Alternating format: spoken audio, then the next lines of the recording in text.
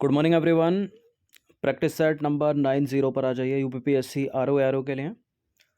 और प्रैक्टिस करेंगे इसमें हम हिंदी के प्रश्नों पर। आज 30 नवंबर हो गई है और 5 दिसंबर को एग्ज़ाम है। तो चलिए स्टार्ट करते हैं। प्लेलिस्ट इसकी बना रखी है, डिस्क्रिप्शन बॉक्स में लिंक है, वहाँ पर आप टेस्ट नंबर 1 से लेकर इस टेस्ट तक पहुँच सकते हैं। अमी का तत्सम रूप बताइए। देखिए, तत्सम एक ऐसे शब्द हैं जो संस्कृत शब्दों से आए हैं और तद्भव शब्द सामान्य बोलचाल के शब्द हैं। ठीक है, एक सामान्य सा अंतर। तो अमी का तत्सम रूप यानी अमी एक तद्भव शब्द है यहाँ पर, तो इसका तत्सम रूप क्या होगा बताइए। अमी है या अमृत? अमी का अमृत हो जाएगा, ऑप्शन नंबर बी। तो अमी का तत्सम रूप क्या होता है? अमृत होता है। अहेर, अहेर का तत्सम रूप है, अहेर का तत्सम रूप अरहर नहीं होगा, आषाढ़ नहीं होगा, अहीर नहीं होगा, आखेट होगा। तो अहेर एक तद्भव शब्द है, इसका तत्सम होगा आखेट। निम्नलिखित में कौन सा शब्द तत्सम है? देखिए, माँ तो तद्भव है, मात्र होता है। मछली का मत्स्य होता है, केला का कदली होता है।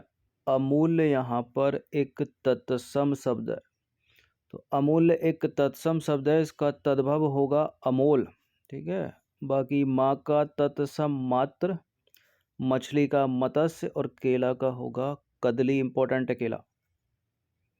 नंबर 4 पर आ जाइए। निम्नलिखित में से अटारी का तत्सम बताइए। अटारी का तत्सम होता है अट्टालिका। कौन सा वाला? ये वाला, डी वाला। तो अटारी एक तद्भव शब्द है, इसका तत्सम होगा अट्टालिका। और लिखा कैसा है ये भी देख लीजिए।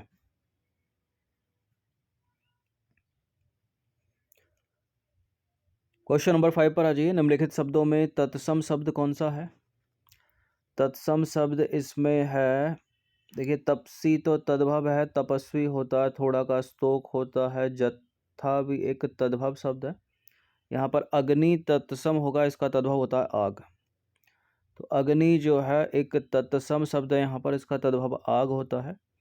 जत्थे की बात करें तो जत्थे का होता है यूथ, तपसी का तपस्वी होता है और थोड़ा का तत्सम होता है स्तोक।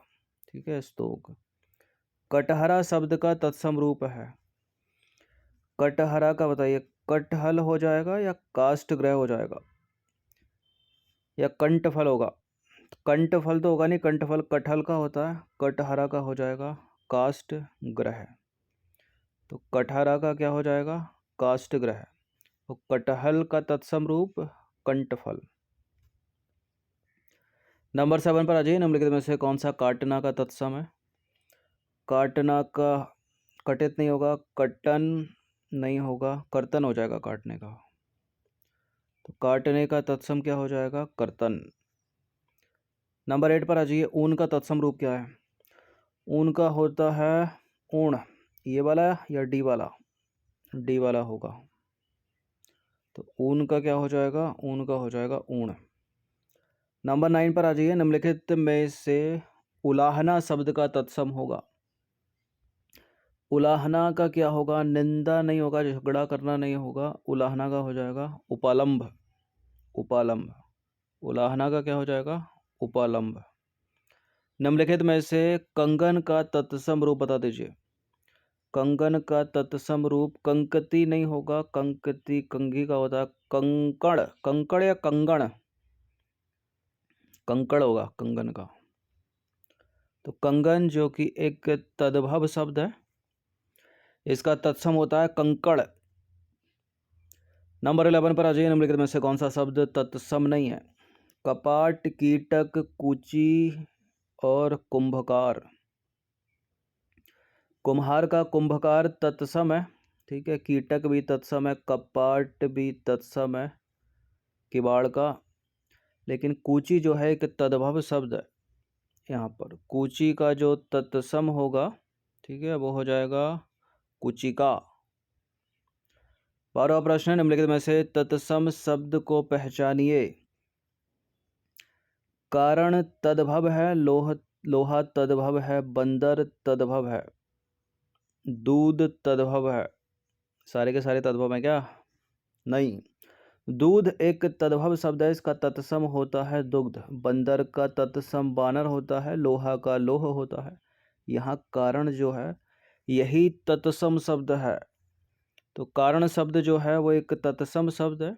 लोहा का लोह होता है, बंदर का तत्सम रूप बानर होता है, और दूध का तो सभी को पता होगा, दुग्ध।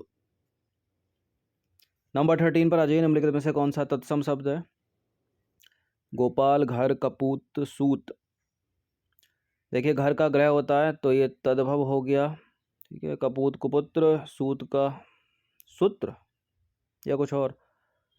गोपाल एक तत्सम शब्द है, इसका ग्वाल होता है, तो ये हो जाएगा इसका आंसर। तो देखिए गोपाल जो है एक तत्सम शब्द है जिसका तद्भव होता है ग्वाल। ग्वाल या ग्वाला। बाकी घर का हो जाएगा ग्रह, कपूत का हो जाएगा कुपुत्र, और सूत का हो जाएगा सूत्र। नंबर 14 पर आ जाइए। गांठ का तत्सम रूप कौन सा होगा? गट्ठी, गट्ठर, ग्रंथि या अंगुष्ठ।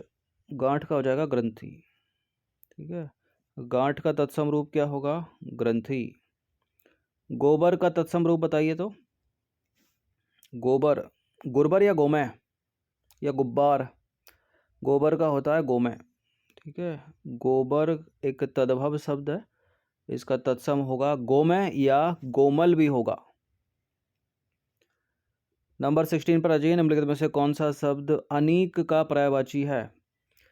देखिए अनीक हो गया, सैन्य हो गया, सेना हो गया, ये सब जो है सेना के पर्यायवाची हैं। तो सेना के पर्यायवाची शब्द कौन कौन से? अनीक, कटक, अनी और अनिकिनी, चमू, दल, सैन्य और वाहिनी भी। याद रखिएगा वाहिनी को, ठीक है, चमू को, अनी को, ठीक है।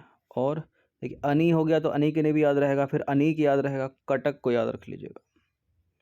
अनुपम का पर्यायवाची शब्द बताइए। स्वर्गीय, अलौकिक या फिर अद्वितीय। पर्यायवाची अनुपम का पर्यायवाची स्वर्गीय तो होगा नहीं, अलौकिक लगाएं या अद्वितीय। अनुपम का होता है अद्वितीय, ठीक है। तो अनुपम के पर्यायवाची शब्द अद्वितीय हो गया, और अपूर्व हो गया, अद्भुत हो गया, अनूठा हो गया, अतुल हो गया, अनन्य, ये होते हैं। क्वेश्चन नंबर 18 पर आ जाइए। निम्नलिखित में से अज्ञ का पर्यायवाची शब्द नहीं है? विज्ञ, अनभिज्ञ, मूर्ख या मूढ़।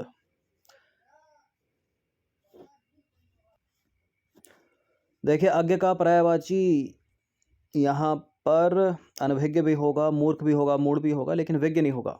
विज्ञ जो है अज्ञ का विलोम है, तो विज्ञ जो है वो अज्ञ का विलोम है, बाकी सब अज्ञ के पर्यायवाची हैं।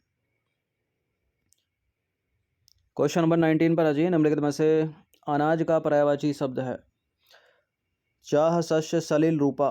अनाज का पर्यायवाची है यहाँ पर शस्य, तो अनाज का पर्यायवाची शब्द जो है वो शस्य होगा। अनाज के अन्य पर्यायवाची शब्द की अगर बात करें तो अन्न होता है, धान्य होता है, गल्ला होता है, खाद्यान्न होता है, ठीक है।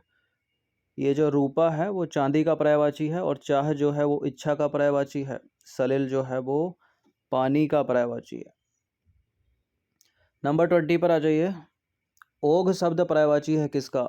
ढेर का, ढोंग, ढीठ या डेरा।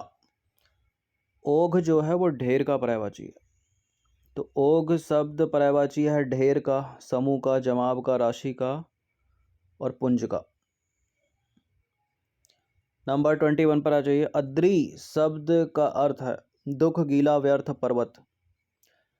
देखिए अद्री का अर्थ हो जाएगा यहाँ पर पर्वत, ठीक है।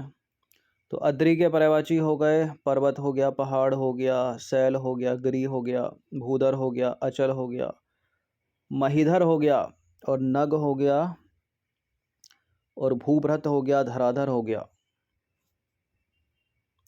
नंबर 22 पर आ जाइए। निम्नलिखित में से कौन सा शब्द आँख का पर्यायवाची नहीं है?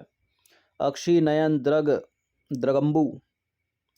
अक्षी है आँख का, नयन है, द्रग है, द्रगंबु नहीं है। द्रगंबु है आंसू का, ठीक है, जो आँख से निकलता है। तो दृगम्बु जो है वो आँख का नहीं बल्कि आंसू का पर्यायवाची है। बाकी विकल्प में जो अन्य पर्यायवाची दिए हैं वो आँख के हैं।